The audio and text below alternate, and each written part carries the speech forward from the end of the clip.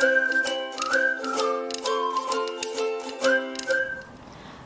I'm Liz with the Chandler Public Library. I'm a youth librarian assistant here. We enjoy creating and learning new ways to be more creative in our lives, and technology has definitely given us that opportunity. One of the things that I like doing the most is the Cricut here. We have 2 Cricuts within the system, and we use them primarily for vinyl cutting, but they are die cut machines that can be used with a number of different things. So today we're going to do an example with our heat press that we also have and make a book bag. All right, let's see what we can do. This is our design. I just created it in our the design space. That's everything that you use for creating your designs, putting things together so that it will go to the Cricut. We're just going to click here and say make it. I already have one of our colors for the heat press vinyl laid down, and it looks like I have the wrong colors set up, so we're going to switch those real quick. Not very hard. These mats are already sticky. You just want to try to line it up there and make sure that it is pressed down completely so that when it's cutting it doesn't pull anything up. So let's continue here and make sure we're connected to our Cricut, and then we will get going.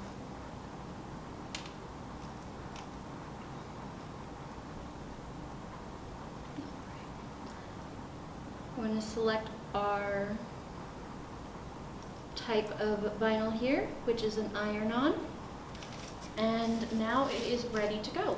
Just load it under these little brackets here and press that double arrow so that it can get started. The device is going to first start with detecting its tool, and then press that C for Cricut, and it will get going. All right, so while that's cutting, we're going to get our bag all set up. I'm going to use the heat press to get rid of some of our wrinkles, as well as getting moisture out of the bag. It's just a good way to make sure that your materials are correct. So, you still seeing everything?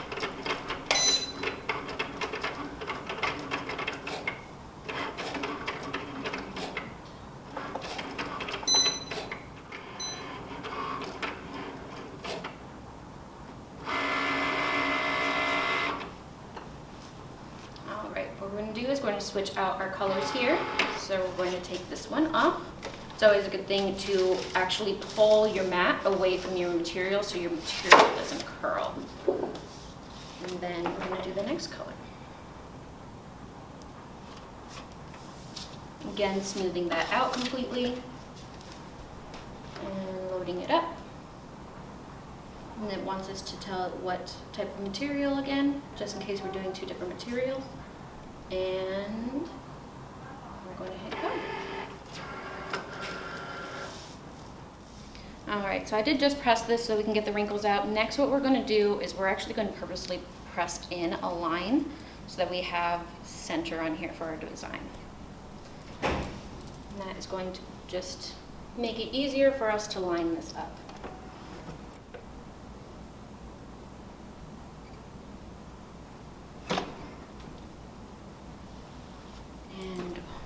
One more going this direction. Always be careful with that heat press because it is hot on the bottom and top. Okay. So this is all ready and set for us once we go ahead and leave out some of our design. So, let me show you how that's done. I like to take the mat and put it down on this so that it basically gives me a third hand while I'm doing this. I'm going to go ahead and press that back down. And then with a big design like this, it makes it easier to cut a line across the vinyl so you can do this in sections.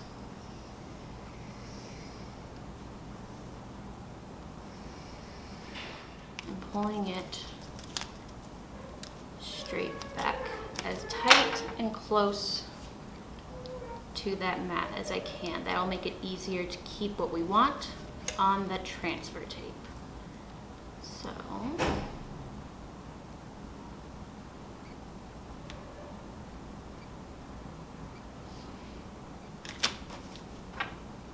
little piece that's a little stuck. All right. That is our first set. All right, so this is going to be our second piece. This has more words on it, so we're going to be a little bit more mindful of that vinyl coming up.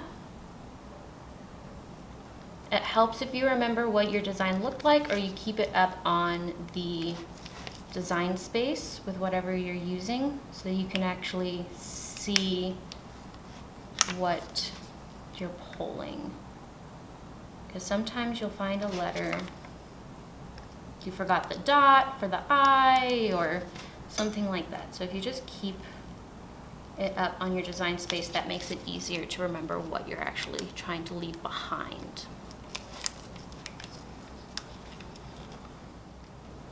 You want to make sure you don't leave any of the pieces on here, with heat press especially, because otherwise you'll get random extra dots on your design that weren't supposed to be there. All right, so I will not make you watch me weed everything. I actually have one that's already set up.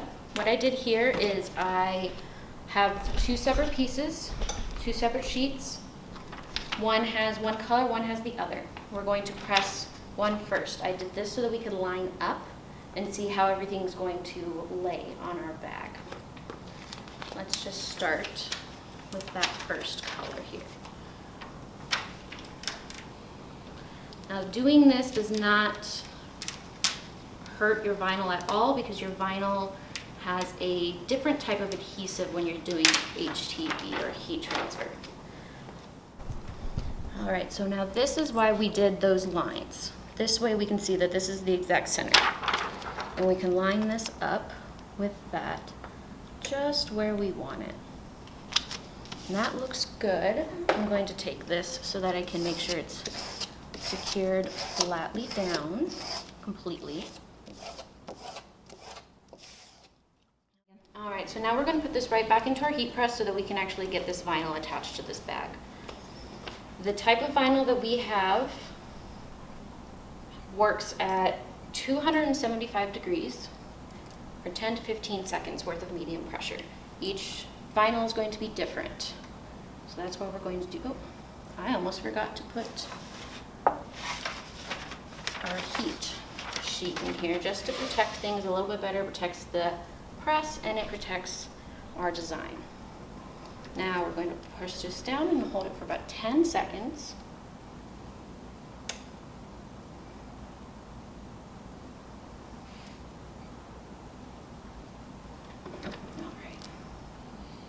Take this out, I'll pull it this direction so it's easier.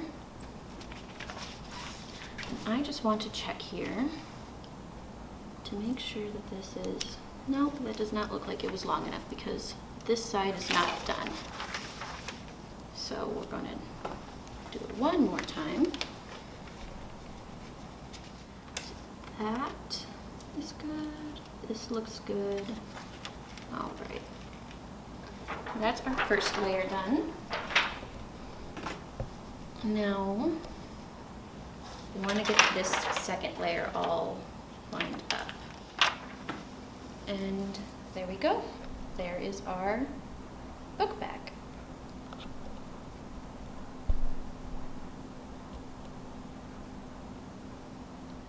These items are Cricut, and our press will be available soon in our brand new makery at the downtown Chandler Public Library, and we hope to have them open for the public and for programming soon. Thank you.